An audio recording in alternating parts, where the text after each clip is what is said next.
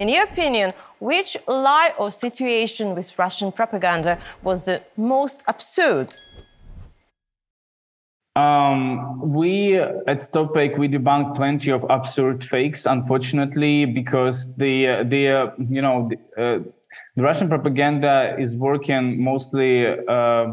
They produce the large variety of fakes. So we talk about the quantities, not the qualities, because quality of them is rather poor, and a lot of them we can debunk, but we can't debunk all of them because the quantity is so big. The volume of fakes they produce each day is so high that actually anyway they spread, and we can debunk everything. So what we say to our subscribers and to our audience is that you just need to understand.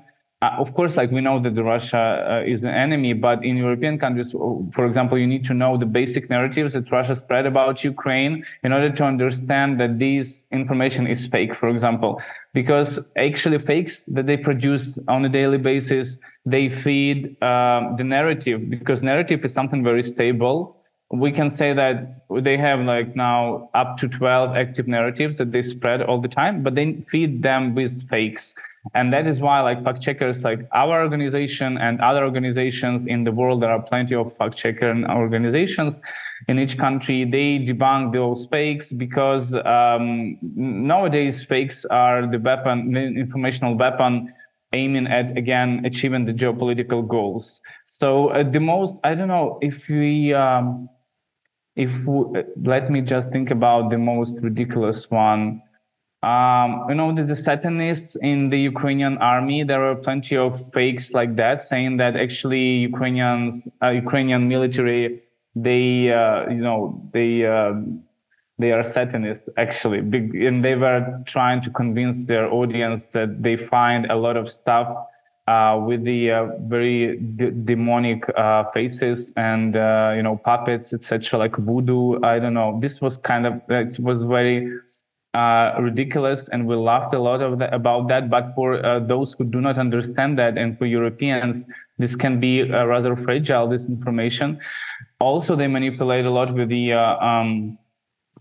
statements of our politicians. For example, in France, there was once in this spring a huge fake spread about the latest statements of Volodymyr Zelensky, saying that he actually is asking European Union countries to make a nuclear strike in Russia, so to hit Russia with a nuclear weapon, and which wasn't the case, of course, because he said that we have to make a preventive strike, saying that the sanctions imposed on Russia had to be more stricter than they are now. So there was not any talkings about the nuclear heat or something. This was only about the sanctions. But they made a video, so the teaser, and they combined a couple of clips, and this was spread across the social media in France. They were trying to convince French people that Zelensky is out of his mind, he's crazy, he is not reliable at all. Of course, again, this is very ridiculous, but for some countries and people who do not really follow what is going on between Ukraine and Russia after like 2 years of the war, the full-scale war, this can be also rather fragile, because if we talk about the Russian propaganda, one of the methods to spread it is to use the rotten herring approach. It's when you say something ridiculous about someone or put any allegations or assumptions on a particular person, saying, I don't know, that he might stole something from the store. I don't know, like he is a robber, he is, he liked to steal something from different people.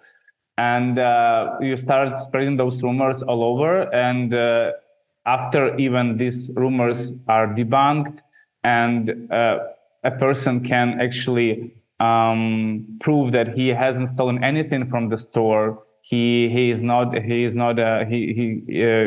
one to blame. You still have this scent of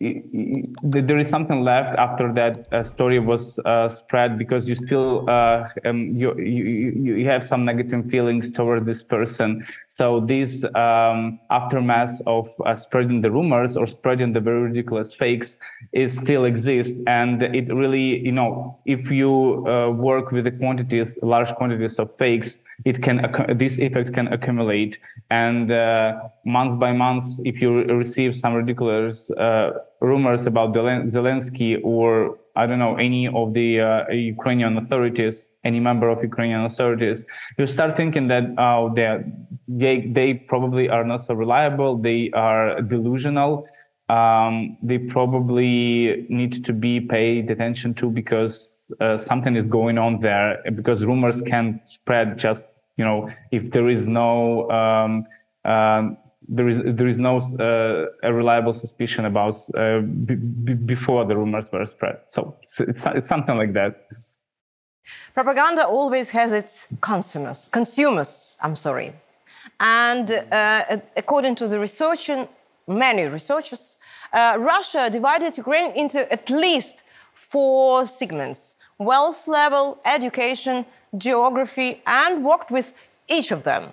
I wonder how Russia works with Western audiences. Is it the same way? They try to divide their population based on the interests, because, for example, in every country you can find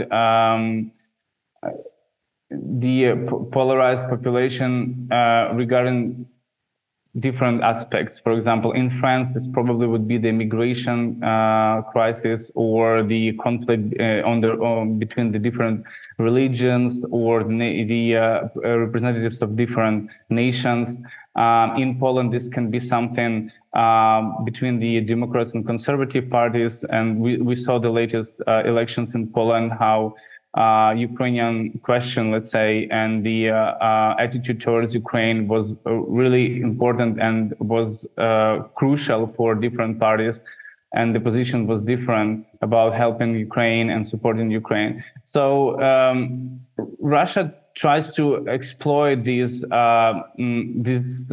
groups of people and try to feed them with different information. For example, we live now in the era of social media, and it's easy to see what people are subscribed to, what channels and topics. And if you like to see something from the side of the conspiracy theories, for example, and you were the anti-vaccinator in the past, for example, so you most likely would believe that there is that the USA is using the Ukraine as a puppet in this war. So Russia would probably target you and try to convince you that actually, yes, the Western world is making a mistake, and it's better to not to follow the rules that US is implementing now, and better to be independent. And let's fight for the independent Europe.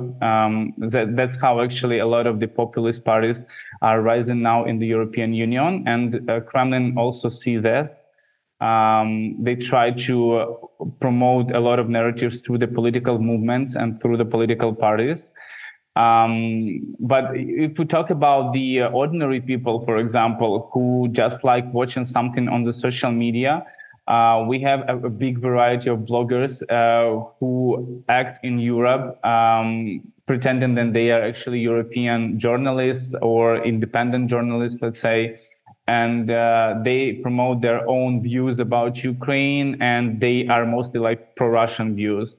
We debunk a couple of fake, let's say, European experts in StopFake, because in 2022, yes, there were like in France, in Germany, and in the major European countries, a couple of those figures who Kremlin really used for spreading the anti-Ukrainian narratives.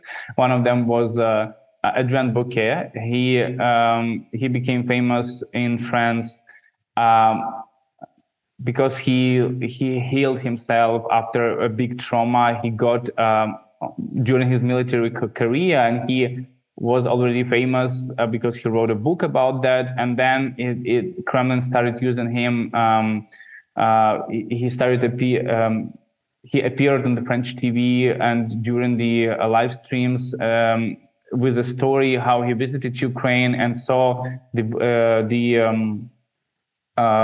was in Bucha and saw the war crimes of Ukrainian Nazis, and that all the dead people in Bucha actually were shot dead by the Ukrainian Nazis, and he said that he saw that on his with his own eyes.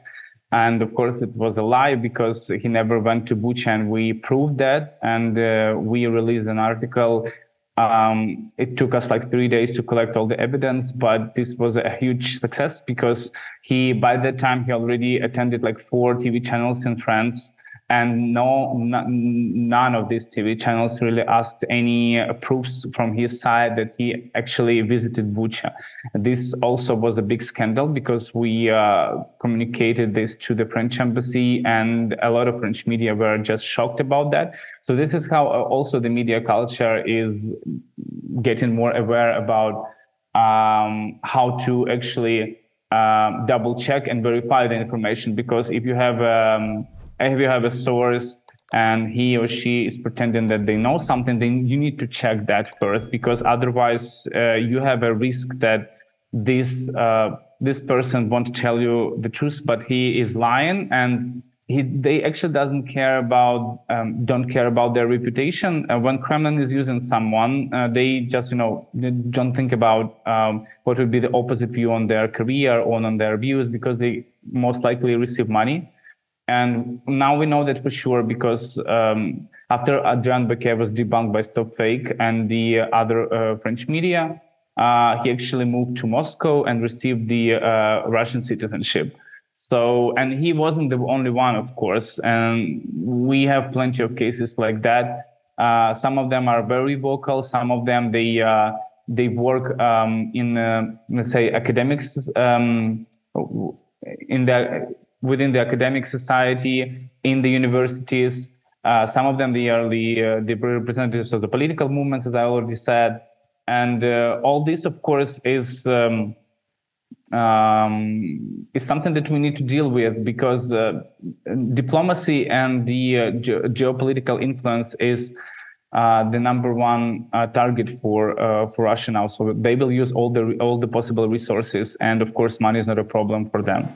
Yes, unfortunately, money is not a problem for them at all. So, Yeah. Oleksandr, thank you very much.